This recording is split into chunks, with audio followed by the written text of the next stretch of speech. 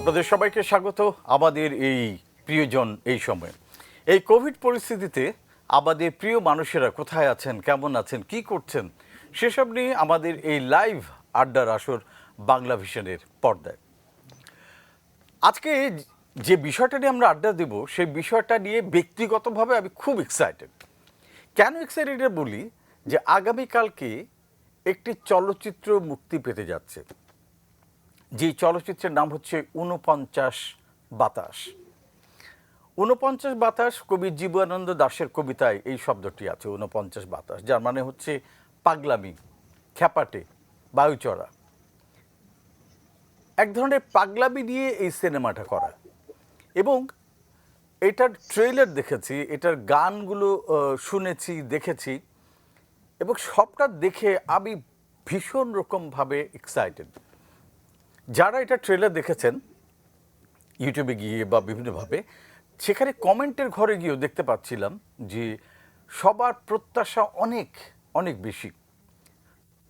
হয়তোবা এই চলচ্চিত্রটি ৪৯ বাতাস হয়তো একটা হিস্ট্রি তৈরি করতে যাচ্ছে, হয়তো একটা বড় কিছু হতে যাচ্ছে।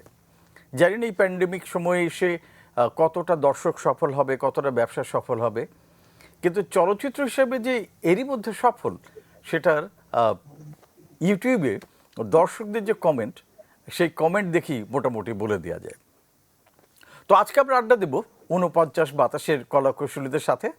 একজন এরই মধ্যে আমরা পেয়েছি এই চলচ্চিত্রের কেন্দ্রীয় চরিত্রে যিনি অভিনয় করছেন, ইমতিয়াজ বর্ষণ, অয়ন চরিত্রে তিনি অভিনয় করছেন, তাকে আমরা পেয়েছি।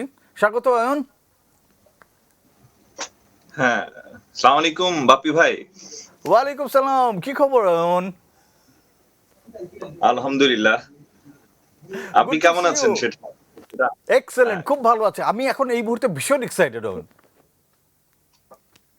সেই সাথে আমরাও খুব এক্সাইটেড। আরো খুব ভালো লাগছে যে বাপ্পি ভাই আপনার প্রোগ্রামের মাধ্যমে আমরা এই ৪৯ বাতাসের যে কালকে রিলিজ পেতে যাচ্ছে সেই সংবাদটা সবাইকে দিতে পারছি। মানে এটা আমি একটা নিজে বলবো যে আপনার একজন ভক্ত। I'm so blessed. বর্ষণ, এই ৪৯ বাতাস নিয়ে দর্শকদের মধ্যে বিভিন্ন রকম প্রশ্ন, অনেক ধরনের প্রশ্ন আসছে। আবার নিজেরও প্রশ্ন আসছে অনেকগুলো। যেমন আমি ট্রেলারটা দেখেছি, ট্রেলারটা দেখে আমি খুবই কনফিউজড।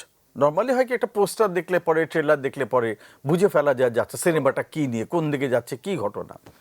এখানে একটা ট্রেলার আছে, প্রথম ট্রেলারটা হচ্ছে 1 মিনিটের, পরে আরেকটা ট্রেলার আছে 3 মিনিটের, গান আছে 3-4টা, সবগুলো দেখেছি। মোটামুটি বুঝে ফেলতে পারা যায় যে সিনেমাটা কী নিয়ে, কিন্তু আমি ৪৯ বাতাসের এতগুলো ট্রেলার, এতগুলো গান দেখার পরে আরও বেশি কনফিউজড হয়ে গেছে যে এই সিনেমাটা আসলে কী। এটা কি সাইফাই মুভি? কারণ এখানে ডিএনএ নিয়ে কথা বলছে, জেনেটিক ইঞ্জিনিয়ারিং নিয়ে কথা বলছে, নাকি ভৌতিক মুভি? প্রথমেই দেখছি একটা বাচ্চা কবর থেকে উঠে আসছে, নাকি এটা ভৌতিক ছবি, নাকি প্রেমের ছবি, এটা আসলে কিসের ছবি?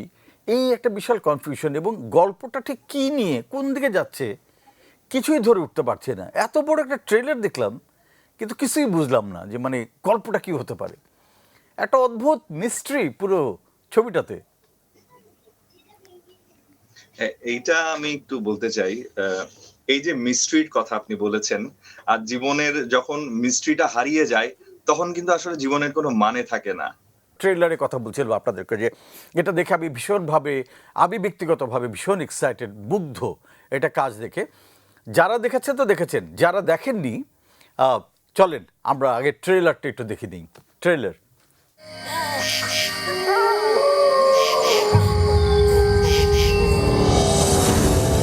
আমি অর্ধেকটা দম নেই, বাকিটা একসাথে নেব বলে।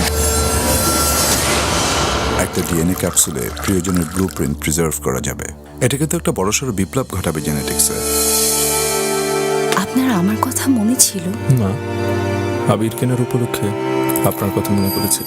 অদ্ভুত একটা ট্রেলার, এবং আপনারা যারা এই মাত্র প্রথমবারের মতন দেখলেন, আমি জানি না আপনাদের কি অনুভূতি, বাট আমি যখন প্রথমবারের মতো এটা দেখেছিলাম ট্রেলারটা, আমি বিস্মিত এবং স্পিচলেস যে cinematography, dialogue delivery, acting, colour correction, sound সব কিছু এত সুন্দরভাবে এই পুরো চলচ্চিত্রটাতে আছে এবং ছোট একটা ট্রেলার, কিন্তু সেই ট্রেলারটা দেখেই আই ফেল্ট কানেক্টেড, যেটা একটা সিনেমার একটা বিশাল বড় জিনিস হচ্ছে কানেক্ট করতে পারা। ট্রেলার দেখেই কানেক্টেড হয়ে গিয়েছিলাম। তো আমাদের সাথে তো আগে বলেছে যে আমাদের সাথে বর্ষণ আছে, তো বর্ষণকে দেখি পাই কিনা আমরা, প্রযুক্তিগতভাবে আমরা কানেক্ট করতে পারি কিনা। বর্ষণ কি আছে লাইনে? দেখি কোনোভাবে। আচ্ছা, আমরা সৌরিনকে পেয়েছি। সৌরিন হচ্ছে আমাদের এই ৪৯ বাতাসের একটি গানের গায়িকা এবং খুব সুন্দর একটা গান, ডিফারেন্ট একটা গান, যে গানটা সৌরিন গিয়েছে। সৌরিনকে আমরা একটু পেতে চাই আবার, দেখি সৌরিনকে কি পাওয়া যাচ্ছে। আমাদের আজকে একটু ঝামেলার মধ্যে আছে, টেকনিক্যাল ঝামেলা পড়ছে। হ্যালো সৌরিন, হ্যালো ভাইয়া, কেমন আছো ভাইয়া? আমি ভালো আছি। আমি একটু দুঃখ প্রকাশ করতে চাই, কারণ আমাদের এখানে আসলে কালকে ছবি রিলিজ, তো বুঝতেই পারছেন আমরা আসলে এমন একটা দৌড়াদৌড়ির পরিস্থিতিতে এখানে আছি সবাই। আর সেই সাথে প্রযুক্তিগতভাবে যেহেতু কানেক্টেড হতে হচ্ছে, প্রযুক্তি আমাদের ঠিক সহায় হচ্ছে না, ফলে আমরা একটু এলোমেলো হয়ে গেছে, সেটার জন্য খুবই দুঃখিত। না, আজকে প্রযুক্তি এক্সাইটেড আর কি, এবং অতিরিক্ত এক্সাইটমেন্টও ঠিক মতো কাজ করতে পারছে না। হতে পারে। আচ্ছা আমাকে কিছু শরীর, ছবি দেখা যাচ্ছে? আচ্ছা হ্যাঁ শরীর, আমরা দেখতে পাচ্ছি ঠিক মতো। শরীর, তোমার কাছে যেটা জানতে চাই যে এই সিনেমাটাতে যে গানটা গাইলে, এই গানটা সম্পর্কে জানতে চাই। প্রথমত আমি বলবো যে আমি খুবই খুবই উত্তেজিত, কারণ আমার এই জীবনে প্রথম একটা ছবির জন্য নিজের গান বানানো, একদমই নিজের। গান করি, অন্যের বানানো গান, কিন্তু নিজে যে গানগুলো বানাই সেটা কখনো সেভাবে সামনে প্রকাশিত করার সুযোগ হয়নি। তো এই প্রথম একটা ছবি, এবং এটা মাসুদ হাসান উজ্জ্বল, মানে আমার জন্য, আমি তো তাকে দাদা বলে ডাকি, তো দাদার ছবিতে আমার গান আছে, সেটা আমার জন্য একটা বাড়তি পাওনা, মানে বিশাল পাওনা। তো আমি খুবই এক্সাইটেড, কারণ এই ছবিটার শুধু গান নয়, ছবিটার তো ক্যামেরার পেছনের কার্যক্রমের সাথেও আমি সংযুক্ত ছিলাম পুরোটা সময়। আচ্ছা, ফলে আমার জন্য একটা উপরি পাওনা আমি বলবো। And the responses I am getting for the song itself, I should say that I'm blessed. I really am. মানে নিজের প্রথম গানের জন্য এত সুন্দর এবং এত অভূতপূর্ব রেসপন্স আমি পাবো, আমি আসলে নিজেও চিন্তা করিনি এটা। So I think very I'm true, blessed. Absolutely. এটা লেখা, সুর করা সবটাই তোমার? আহ, জি। এক্সেলেন্ট। আর মিউজিক অ্যারেঞ্জমেন্টটা কে করে দিয়েছে? বেসিক্যালি মিউজিকটা ডিরেকশনটা দেয়া আমার, তবে অ্যারেঞ্জমেন্ট বা যে ইনস্ট্রুমেন্ট গুলো বাজানো বা প্রোগ্রামিং বা সবকিছুকে ওভারঅল এটাকে দেখাশোনা করার কাজটি করেছেন আমাদের অতি প্রিয় মীর মাসুম, সোলস ব্যান্ডের কিবোর্ডিস্ট মাসুম ভাই। তিনি করেছেন ওভারঅল Excellent. অবজারভেশনটা তার। এক্সেলেন্ট। তো ধরো এই যে সিনেমাটা তুমি কাজ করলে, কাজ করতে গিয়ে একটা লম্বা সময় ধরে কাজ করতে হয়েছে, তুমি কতদিন কাজ করেছো? আমি আসলে মূলত শুটিং এর কিছুটা সময় থেকে তার পরবর্তীতে পোস্টের কাজ করা, ছবিটা মূলত পোস্টের কাজের সাথে আমি একটু বেশি জড়িত ছিলাম, এবং তারপরে গানের প্রসেসটার সাথে সবকিছু আর কি। তো অনেকটা সময়, বেশ অনেকটা সময়, মোটামুটি বছর দেড়েক তো আসলে আমি খুব মানে ডিরেক্টলি এটার সাথে যুক্ত ছিলাম। আর তার আগে পরে ছবিটার অনেক কিছুর সাথেই আমার থাকার সৌভাগ্য হয়েছে আমি বলবো। তো ইউটিউবে যে তোমার গানটা যাচ্ছে, এই গানটার নিচে আমি কমেন্টস গুলো পড়ছিলাম, মানে অদ্ভুত সুন্দর কমেন্ট। এখনো চলচ্চিত্রটা আগামীকাল মুক্তি পাবে, কিন্তু তার আগেই দর্শকদের যে প্রত্যাশা, দর্শকদের যে প্রশংসা, সেটা কিন্তু অসাধারণ, তাই না শরীন? আসলে আমি তো ছোট মানুষ, মাত্র ক্লাস শুরু, এই জায়গা থেকে রেসপন্সটার কথা আমি বলছিলাম যে আমি অবাক, আমি আসলে এতটা ভালোভাবে গানটাকে নিয়ে কিছু অল দ্য বলবে, বেস্ট। কিন্তু এবং এবং আমি বারবার গানটা তাদের লেখা, কাছেও বলছিলাম যে দাদা। আচ্ছা যে আমাদের এই প্রযুক্তি যেমন, আচ্ছা আমরা দেখি বর্ষণকে পাই কিনা। বর্ষণ কি আছে দেখি, বর্ষণকে কানেক্ট করতে পারি। ইয়েস, বর্ষণকে কানেক্ট করেছি। বর্ষণ, আমরা বর্ষণ বেচার চেষ্টা করছি আমাদের সাথে কানেক্ট করার জন্য। ইয়েস বর্ষণ, আমরা দেখতে পাচ্ছি তোমাকে এখন। শুনতে পাচ্ছ বর্ষণ? হ্যাঁ, আমি শুনতে পাচ্ছি বাপ্পি ভাই। ওকে, গ্রেট। সো বর্ষণ, এই সিনেমাটাতে তোমার যোগটা হলো কিভাবে? আমার যোগটা হয়েছে যে অডিশনের মাধ্যমেই। অডিশন যখন শুরু করেন উজ্জ্বল ভাই, উনি আমাকে ফোনে না মেসেঞ্জারে নক দিয়েছিল।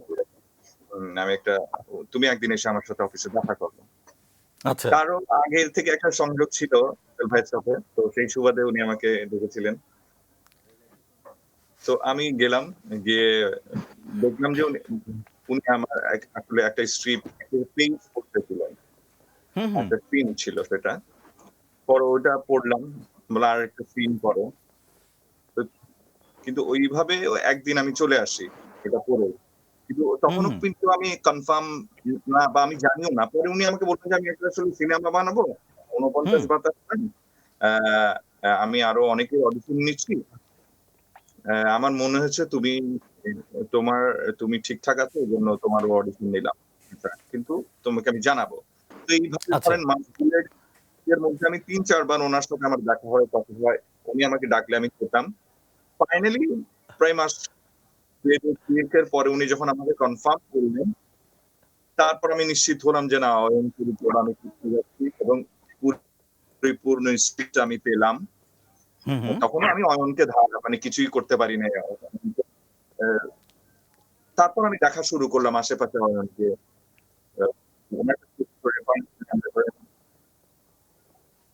ফিল্ম দেখলাম, হুম হুম তারপরে আশেপাশে অয়নদেরকে খোঁজা শুরু করলাম।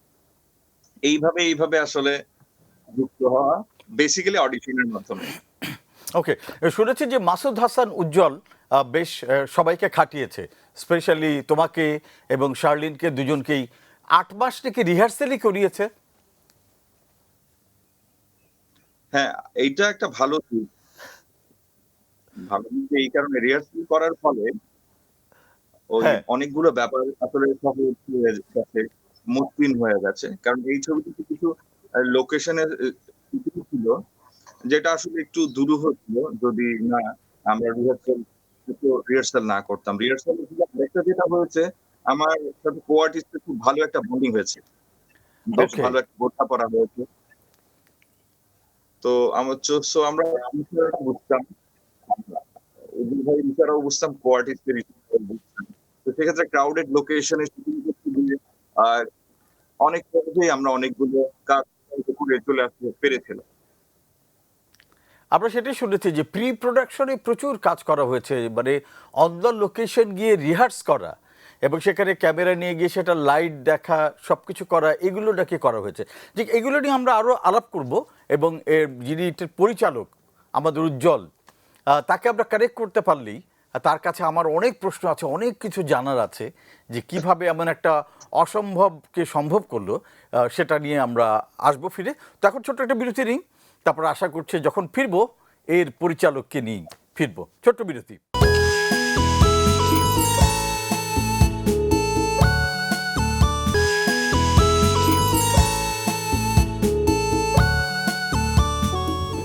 ফিরে এলাম বিরতির পরে আমাদের এই আড্ডা ঘরে, প্রিয়জন এই সময়। তো আজকে আমাদের এই আড্ডা আজকে হচ্ছে যে আগামীকাল থেকে মুক্তি পেতে যাচ্ছে বাংলাদেশে নতুন একটি চলচ্চিত্র ৪৯ বাতাস। ৪৯ বাতাস কবি জীবনানন্দ দাশের কবিতার এই শব্দটি আমরা পাই, যার মানে হচ্ছে পাগলামি। একটা দারুণ পাগলামি আগামীকাল হতে যাচ্ছে, এই সিনেমাটাও একটা পাগলামি। এবং এটা নিয়ে ব্যক্তিগতভাবে আমি খুব এক্সাইটেড, কারণ এটা ট্রেলার দেখেছি, গানগুলো দেখেছি, শুনেছি, আমি ভীষণ রকম আশাবাদী এবং খুব এক্সাইটেড যে এটার পাবলিক রিয়াকশন কী হয়। কারণ অলরেডি আমরা ইউটিউবে, ফেসবুকে দর্শকদের প্রশংসায় ভাসছে ৪৯ বাতাস। কতজন এখন হলে যাবেন সেটা দেখবার বিষয়। তো আমরা আজকে এই ৪৯ বাতাসের যারা কলাকুশলী তাদের সাথে আমরা আজ আড্ডা দিচ্ছি, এবং আমার সাথে রয়েছেন একদিকে এটির যিনি চলচ্চিত্র নির্মাতা, তিনি একই সাথে একটা গল্প লিখেছেন, চিত্রনাট্য নির্মাণ করেছেন, পরিচালনা করেছেন, মিউজিক করেছেন। অলমোস্ট পুরো ছবিটা ওয়ান ম্যান আর্মি যদি বলি, এই ছবিটা তাই। এবং মাসুদ হাসান উজ্জ্বল, যে এরই মধ্যে নাটক নির্মাণ করে উজ্জ্বলতার স্বাক্ষর রেখেছে, এবং ট্রেলার দেখে আমি বলতে পারি যে আমার দেখা যত বাংলাদেশের চলচ্চিত্রের ট্রেলার দেখেছি এটা বেস্ট, এটা আমার ব্যক্তিগত মত। সো অভিনন্দন উজ্জ্বল। পপি ভাই, আমি খুব সরি প্রথমে দর্শকদের কাছে, মানে আপনার মাধ্যমে দর্শকদেরকে আমি দুঃখ প্রকাশ করতে যে আমি সময় মতো আসতে পারিনি। এবং অ্যাজ ইউজুয়াল টেকনিক্যাল প্রবলেমের কারণে আর কি আসতে পারিনি। তো যা হোক অবশেষে যে আসতে পারলাম, আর এরকম একটা মানে কথা আপনার মতো মানুষের কাছ থেকে শুনলাম, এটা আমার জন্য একটা অনেক বড় ব্লেসিং আসলে বাপি ভাই। কারণ আমি এটুকু আজকে যেহেতু সুযোগ পেয়েছি বলি, আমার জীবনের প্রথম টেলিভিশনে ইন্টারভিউ কিন্তু নিয়েছিলেন বাপ্পি ভাই। তখন আমরা মেঘদলমান নামে একটা ব্যান্ড সবে করেছি এবং বাপ্পি ভাই 2008 না 2009 হ্যাঁ ওরকম একটা সময়ে আমরা প্রথম ইন্টারভিউ করে দিয়েছিলাম। তারপরে এবং আগামীকালকে আমার ছবি রিলিজ হতে যাচ্ছে এবং আজকে আবার বাপ্পি ভাইয়ের সঙ্গেই আমি কথা বলছি। এটা আমার জন্য একটা মানে স্মরণীয় ঘটনা হয়ে থাকবে। and I'm so blessed যে উজ্জ্বলের দুটো ভালো কাজের সাথেই আমি থাকতে পারছি। মানে এটা মনে হচ্ছে একটা মানে খুব মানে এক ধরনের মিরাকল বলা যায়, তাই না? ইন্টারেস্টিং কোইন্সিডেন্স হয়ে যায়। হ্যাঁ হ্যাঁ। আচ্ছা উজ্জ্বল, চলচ্চিত্রের ব্যাপারটাতে আসি, যে এই সিনেমাটা করতে একটা দীর্ঘ সময় লাগলো এবং আমরা শুনেছি যে এটার প্রি প্রোডাকশন নিয়ে তুমি অনেক কাজ করেছো, অনেক সময় দিয়েছো এবং অন দ্য স্পট লোকেশনে গিয়ে রিহার্সাল করেছো, ক্যামেরা নিয়ে গেছো, লাইট মেজারমেন্ট নিয়ে গেছো, সবকিছু দিয়ে কাজ করেছো। এটা শুনেছি আমরা, কতটুকু সত্যি? হ্যাঁ, এরকম একটা আমি চেষ্টা করেছিলাম যে আমরা প্রত্যেকটা লোকেশনে আর্টিস্ট কোথায় দাঁড়াবে, তারপরে আর্টিস্টের ব্লকিং কি হবে, তারপরে ওই সময়ে লাইটটা কোন অ্যাঙ্গেলে পড়ে, আউটডোরের ক্ষেত্রে লাইটটা কোন অ্যাঙ্গেলে পড়ে, সেই লাইটটা কখন ফল করে, এটার একটা হিসাব মোটামুটি করা ছিল। এবং ওই লোকেশনের আমরা আমাদের যে ধরনের লেন্সিং হবে সেই ধরনের লেন্সিং এর উপর ছবি তুলে আনা এবং সেই ছবির অনুযায়ী একটা কালার চার্ট করা, তারপরে সেই অনুযায়ী কস্টিউম তৈরি করা এবং ব্যাকগ্রাউন্ড আর্টিস্টের ব্লকিং কি হবে, এগুলো আমাদের পরিকল্পনার মধ্যে ছিল। এবং অ্যাকর্ডিংলি ছবির যে মূল চরিত্র যারা, তারা আর কি রিহার্সাল করেছে। রিহার্সাল আমরা বাইরে করিনি, আসলে রিহার্সাল আমরা আমাদের অফিসেই করেছি, কিন্তু বাইরে হচ্ছে বলবো যে টেকনিক্যাল টিমের একটা রিহার্সাল হয়েছে, যে আমরা জানতাম আর্টিস্ট এখান থেকে ওখানে যাবে, ওখানে গিয়ে কথা বলবে, এই শটে এত দূর বলবে, ওই শটে অত দূর বলবে, এইভাবে খুব প্ল্যান করা ছিল আর কি বিষয়গুলো। কারণ 49 বাতাসের একটা সিংহভাগ শুটিং হচ্ছে ঢাকা শহরের চেনা ভিড়ের মধ্যে। তো ভিড়ে আমরা সাধারণত একটা দুইটা শট নেওয়ার রিস্ক নিতে পারি, কিন্তু একটা আস্ত সিকোয়েন্স করা বা অনেকগুলো সিকোয়েন্স করা, এটা অনেকটা আত্মঘাতী সিদ্ধান্তের মতো আর কি। তো আমার তো একটা চ্যালেঞ্জ ছিল যে আমি তো একটু জীবনকে দেখাতে চাই, একটা বহমানতা দেখাতে চাই। তো ওটা দেখাতে গেলে তো আসলেই আমরা চর্মচক্ষে যা দেখি, আমাদের শহরটাকে যেভাবে দেখি, যেখানে আমরা বাস করি, সেটাকে তো ওভাবে ওই বহমানতাটা আমাকে দেখাতে হবে। সেই জন্য এই চ্যালেঞ্জগুলো আমি নিয়েছিলাম। এক্সেলেন্ট। আচ্ছা উজ্জ্বল, একটা ব্যাপার যেটা মানে ট্রেলারটা গুলো দেখেছি আমি, গানগুলো দেখেছি, সবটা দেখে ছবির যে কালার এত স্মুথ দেখতে, মানে রোদ আবার একসঙ্গে ছায়া, কিন্তু দুটোই এত সুন্দরভাবে আমরা দেখতে পাচ্ছি, চোখে লাগছে না, একটা ক্যারেক্টারটা জ্বলে যাচ্ছে না, ছবিটা জ্বলে যাচ্ছে না। এত সুন্দর করে লাইটিং আউটডোরে কিভাবে করা সম্ভব, মানে কেমন করে এটা হলো? এটা আসলে হয়েছে মানে এক হচ্ছে আমি তো একটু সময় মেপে শুটিং করি, যে সানলাইটের অ্যাঙ্গেল গুলো বুঝে শুটিং করার চেষ্টা করি, যে কোন অ্যাঙ্গেলে সানটা কোথায় থাকলে, ক্যামেরার পজিশন কোথায় হলে আমি আমার কাঙ্ক্ষিত ফ্রেমও পাবো এবং লাইটটাকে আমি প্রপারলি ব্যালেন্স করতে পারবো। আর কিছু ক্ষেত্রে যেমন ক্লোজ শর্টসে আমাদের কিছু সুবিধা থাকে, আমরা অনেক ভালো স্কিমার্স ইউজ করতে পারি, ভালো রিফ্লেক্টর ইউজ করতে পারি, সেই সুবিধাগুলো তো আমরা নিই। কিন্তু এই বড় শটের ক্ষেত্রে অনেক মানে এক্সট্রিম লং শট যেগুলো, সেই ক্ষেত্রে আসলে আপনাকে অবশ্যই সানলাইটের অ্যাঙ্গেলটা বুঝে ক্যামেরা অ্যাঙ্গেলটা ঠিক করতে হবে, তাহলে কেবল মানে ন্যাচারালি এই ভালো লাইটটা পাওয়া সম্ভব। আর তারপরে হচ্ছে আপনার কোন ধরনের ব্যাকগ্রাউন্ড, সেই ব্যাকগ্রাউন্ডের আলোকে যদি কস্টিউম ডিজাইন হয়ে থাকে বা আদার কোনো প্রপস থাকলে, তাহলে তখন যখন আমরা পোস্টে গিয়ে গ্রেড করি, তখন গ্রেডটা একটা প্রপার ব্যালেন্স গ্রেডিং হয় আসলে। তো it's all about better or good production design আসলে। তো প্রোডাকশন ডিজাইনটা একটু আমরা স্ট্রং করার চেষ্টা করেছিলাম, সেটার কিছুটা ফল সম্ভবত পেয়েছি, না হলে আপনার মতো একজন গুণীজনের কাছ থেকে এরকম শুনতাম না নিশ্চয়ই। আচ্ছা, আরেকটা জিনিস যেটা জানার দরকার সেটা হচ্ছে যে এটার সিনেমাটোগ্রাফি, ক্যামেরা ওয়ার্ক, শর্ট মানে অ্যাঙ্গেল এবং শর্ট ডিভিশন এত সুন্দর। কিছু ড্রোন শট আছে দেখলাম যে মাঠের মধ্যে, সবুজ একটা মাঠের মধ্যে উপরে ড্রোন থেকে নেওয়া, সাইড থেকে নেওয়া, অদ্ভুত অদ্ভুত। এবং প্রথমে ট্রেলারে যেটা দেখি যে একটা বালুর মতন একটা জায়গায় যেখানে দিয়ে বলছে যে আমি অর্ধেক নিঃশ্বাস নিই, ওই যে ওই জায়গাগুলো, ওই লং শটগুলো নিয়ে ড্রোন ইউজ করা, তারপরে বুড়িগঙ্গা নদী, এবং তারপরে দেখছি যখন নায়ক অয়ন যখন মোটরসাইকেল চালিয়ে যাচ্ছে এক জায়গা থেকে আরেক জায়গায়, সেখানেও পিছন থেকে ড্রোন তাকে ফলো করছে। অদ্ভুত সিনেমাটোগ্রাফির কাজ। এইটাও কি ওইভাবেই প্ল্যান করা, প্রি প্রোডাকশন করা? হ্যাঁ হ্যাঁ, এগুলো একদম, আমি তো আমার স্টোরি বোর্ড তো তৈরি করে নিয়েছিলাম, so I knew all the shorts আসলে যেগুলো আমি নিতে চাই। যে মানে একটা ছবি তো, একটা সিনেমা তো একটা টোটালিটির ব্যাপার, মানে আপনি হঠাৎ করে একটা ভালো শট বা হঠাৎ করে একটা মন্দ শট এভাবে তো হয় না। সেটার জন্য আপনার একটা প্রপার প্রোডাকশন ডিজাইন লাগে, প্রপার শর্ট ডিভিশন লাগে, প্রপার স্টোরি বোর্ড লাগে।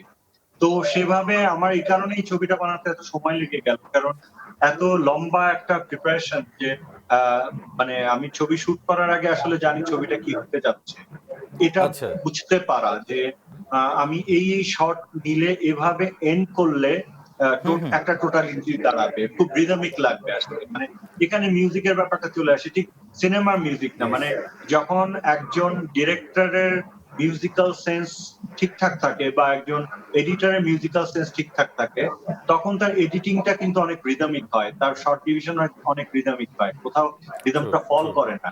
তো যে কারণে আমি আসলে চেষ্টাই করেছি জীবনে সিনেমা বানাতে গেলে শিল্পের যতগুলো শাখায় হাঁটতে হয় সেখানে একটু হাঁটা, তাহলে আর কি আন্ডারস্ট্যান্ডিংটা ক্লিয়ার থাকে। সেটার একটা ফলাফল মনে হয় এই সিনেমাটোগ্রাফি। আর অবশ্যই আমার সিনেমাটোগ্রাফার অনেক বড় কৃতিত্ব আছে এখানে। তিনিও অনেক যত্ন নিয়ে কাজগুলো করেছেন, কারণ সিনেমাটোগ্রাফারের কাজ তো আসলে ডিরেক্টরের চাহিদাটাকে আসলে ট্রান্সলেট করা, চাহিদাটাকে ফুটিয়ে তোলা। তা ইকুয়ালি আসলে সিনেমাটোগ্রাফারকেও কৃতিত্ব দিতে হবে এখানে, যে তিনিও ভালোভাবে বুঝে কাজটা করেছেন আসলে। হ্যাঁ, সেটাই আমরা দেখছি। আচ্ছা বর্ষণ, আবার একটা প্রশ্ন তোমার কাছে, সেটা হচ্ছে যে উজ্জ্বল কতখানি তোমাকে পেইন দিয়েছে এই পুরো কাজটা করতে গিয়ে? ওই পেইনটা পাইতে চাই, মানে ওটা আমি আচ্ছা আমাকে দিক, ওই ধ্বংসটা আচ্ছা নিয়ে আমি কাজ করতে চেয়েছিলাম। তো উনি আমাকে, আমি যেটা বিশ্বাস করি, একজন অভিনেতা চাই একটা ব্যারিয়ার দেখি, এটা আচ্ছা পারবা না, এটা পারবা না, এটা পারবা না, এটা করবা না, এটা করবা না, এটা করবা না, আমি ওই ব্যারিয়ারটা চাই। সেটা সেদিক থেকে আমাকে এই আমার সার্কেলটা আমাকে দিয়েছিলেন, আমি সেইভাবেই কাজটা করার চেষ্টা করেছি। এক্সেলেন্ট। আচ্ছা, আরেকটা ব্যাপার বর্ষণ, শুনলাম যে এখানে আমাদের বেইজ বাবা অর্থহীনের সুমনেরও একটা গান আছে, সে গিয়েছে গানটা, এবং সেই প্রথম গানটার টাইটেল সম্ভবত। এই গানটা সুর নাকি তোমার করা? এইটা একটা আমার জন্য খুবই সৌভাগ্য যে বেইজ বাবা, সুমন ভাইয়ের মতো একজন এত বিখ্যাত মানুষ আমার সুরে গান গেয়েছেন। এটা একটা ম্যাজিকের মতো আসলে। আসলে হয় কি, ভালো কাজের মধ্যে না কিছু ম্যাজিক ঘটে যায়। তো এক্ষেত্রে এই গানটাও এই ছবির সাথে যে সৃষ্টি হয়েছে, সেটা একটা ইন্টারেস্টিং স্টোরি এবং একটি ম্যাজিক। আপনি যদি বলেন তাহলে আমি স্টোরিটা বলতে পারি। আচ্ছা, ওই স্টোরিটা আমরা আসবো পরে। তার আগে আমি আরেকটা প্রশ্ন করতে চাই যে ইউটিউবে অলরেডি বেইজ বাবা সুমনের এই গানটা নিয়ে প্রচণ্ড রকম একটা আগ্রহ সৃষ্টি, কৌতূহল সৃষ্টি হয়েছে, এবং আমি কমেন্ট সেকশন পড়ছিলাম, লোকজন খুবই এক্সাইটেড এরকম একটা গান পেয়ে অনেকদিন পরে। তো এই গানটা যখন টিউন হলো তখন কি মাথার মধ্যে সুমন ছিল নাকি পরে সুমনকে অ্যাপ্রোচ করেছো? আমি আসলে প্রশ্নটা ঠিক আচ্ছা, প্রশ্নটা হচ্ছে যে এই গানটাতে ইউটিউবের গিয়ে কমেন্ট সেকশনে গিয়ে আমি দেখলাম যে লোকজন খুবই ভূয়সী প্রশংসা করছে এবং দারুণভাবে অপেক্ষা করছে গানটার জন্য। তো তুমি যখন গানটা টিউন করেছিলে তখন কি বেইজ বাবা সুমনের কথা মাথার মধ্যে রেখেছিলে নাকি পরে তাকে অ্যাপ্রোচ করেছো? আচ্ছা, শুনতে বোধহয় অসুবিধা হচ্ছে নাকি? এটা আসলে হয়ে গেছে। এটা ঠিক আচ্ছা বাবা মাথা এই গান করেছিলাম। এটা এটা এমন একটা ছিল, এটা একটা আসলে নাটকের একটা কবিতার অংশ ছিল। এটা প্রায় বছর দশক আমি আমি শুরু করে রেখেছিলাম। ওকে, স্টুডিওতে যখন গুনগুন করে গান গাই তখন শার্লিন এটা মানে নোটিস করে, বলে যে গানটা তো খুব সুন্দর আচ্ছা। ভিডিও। পরে ওই ভিডিওটা দেখে উজ্জ্বল ভাই বলে যে এইটা আমার দরকার, এটা আমি এরকমই একটা খুঁজছিলাম। আমি ঠিক এরকমই কিছু সিচুয়েশন আছে, এই সিচুয়েশন কিছুতে এই গানটা ওটার সাথে মিলে গেছে। খুব জরুরি। আচ্ছা, শরীরের কাছে আসি। শরীর, এখন তাহলে কি মনে হচ্ছে যে এরকম আরো অনেক বেশি গান আমরা পাবো আগামীতে শরীরের কাছ থেকে নাকি? I can only say that I hope. আমরা আমি সেটাই তো আশা চাই। করি। একটা নিশ্চয়ই। কথা আসলে এখানে অনেক কথা হয় কি, দাদার সাথে কাজ করার সুবাদে অনেক ধরনের কথা মনে থাকলেও হ্যাঁ, ফর্মালি বলা হয়ে ওঠে না। এখন ওকে, বলে ফেলো। যদিও দাদার পাশের রুমেই বসা লাইভে, কিন্তু এই কথাটা এখানে আমার একটু বলা দরকার। আমি দুপুর থেকে জোরে বলে ভাবছিলাম। ফেলো। হ্যাঁ, দেখুন, হ্যাঁ। অনেক ছবি কিন্তু আমাদের সামনে আসে, সেই ছবিতে অনেক নবীন শিল্পী আসে, তার নিজের বানানো গান গায় অথবা অন্যের বানানো গান গায়, কিন্তু হুম, হুম। সেই শিল্পীটাকে কতটুকু সামনে আসলে সেই ছবির পরিচালক নিয়ে আসেন। দাদা গত কয়েকদিন ধরে যখন থেকে কথা শুরু হয়েছে, শুরু থেকেই গানটা ছবিটাতে নেয়ার পর থেকে সে যেভাবে অ্যাপ্রিসিয়েট করে যাচ্ছে, এবং এখন যখন ছবিটা আমরা রিলিজ দেব একদম দ্বার প্রান্তে, হুম, সেই সময় পুরোটা সময় সব জায়গায় আমাকে নিয়ে যাওয়া, আমাকে সামনে রাইট। উপস্থাপন আচ্ছা, করা যে শৌরিন শরীর, আমার লাইন আমরা প্রডিউসার, আমরা শৌরিন গান উইশ করেছে। যে আরো শুনতে পারতাম যে, সরি শরীর, আমি থামাতে হচ্ছে কারণ আমাদের হাতে আর 1 মিনিট আছে। আই উইশ যে আমরা আরো বেশি সময় পেতাম, প্রযুক্তি ঝামেলা না করতো। আমি উজ্জ্বলের কাছে ফিরতে চাই ফাইনালি। সো উজ্জ্বল, আগামীকাল রিলিজ হচ্ছে দীর্ঘ প্রতীক্ষার পরে অবশেষে। তো কালকে কোন কোন হলে আমরা দেখতে পাবো?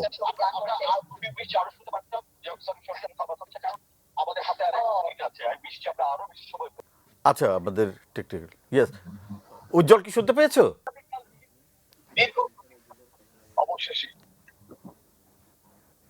আচ্ছা, উজ্জ্বলের কাছে প্রশ্নটা হচ্ছে যে আগামীকাল মুক্তি পেতে যাচ্ছে 49 বাতাস। কোন কোন সিনেমা হলে কালকে আমরা 49 বাতাস দেখতে পাবো? কোন কোন সিনেমা হলে?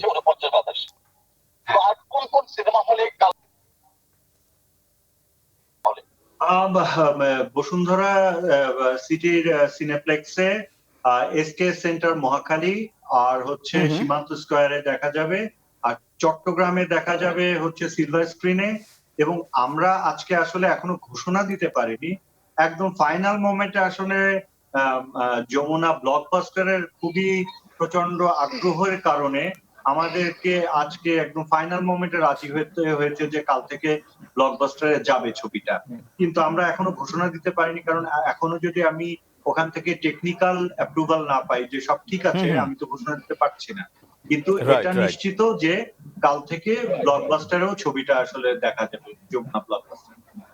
এক্সেলেন্ট, অনেক ধন্যবাদ টিম 49 বাতাস। আপনাদের তরফ থেকে শুভকামনা রইল বাংলা ভিশনের তরফ থেকে, এবং আমরা প্রার্থনা করছি, আশা করছি যে, আমার যতটুকু বিশ্বাস, আমার ব্যক্তিগতভাবে বিশ্বাস যে আমরা হয়তো একটা হিস্ট্রি দেখতে যাচ্ছি। এটার মেকিং, এটার গান, এটার পরিবেশনা, ব্যাকগ্রাউন্ড স্কোর সব কিছু মিলিয়ে হয়তো আমাদের চলচ্চিত্রে একটা মাইলস্টোন যোগ হতে যাচ্ছে, এটা আমার আশাবাদ। কালকে মুক্তি পাচ্ছে সিনেপ্লেক্সে, আমরা দেখতে পাবো বসুন্ধরায়, সেই সাথে সীমান্ত স্কয়ার, মহাখালী, এবং হয়তোবা যমুনাতে যেটা কমপ্লেক্স আছে সেখানে হয়তো দেখতে পারি, আর সিলভার স্ক্রিন সেখানে। তো চলুন আমরা সবাই দলে বলে হলে যাই এবং আমাদের বাংলা ছবি দেখি, এবং আমাদের বাংলা ছবির সুদিন ফিরে আসুক 49 বাতাসের হাত ধরে। কথা হবে আবারও, আমাদের আড্ডা হবে এই টিমের সাথে ইনশাল্লাহ সামনে করে একদিন। আর আপনারা ভালো থাকবেন, সাবধানে থাকবেন, এবং কোভিডের হাত থেকে নিরাপদে থাকবেন। দেখা হবে, খোদা হাফেজ।